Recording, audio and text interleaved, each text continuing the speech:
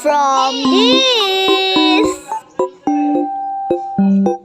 to this. Oh, Ayan nga po't magwawalis tayo ng tiris namin. Sana all nagwawali.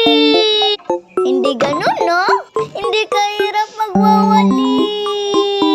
Ayan, nagwawalis ako kasi ang dumi ng tiris namin.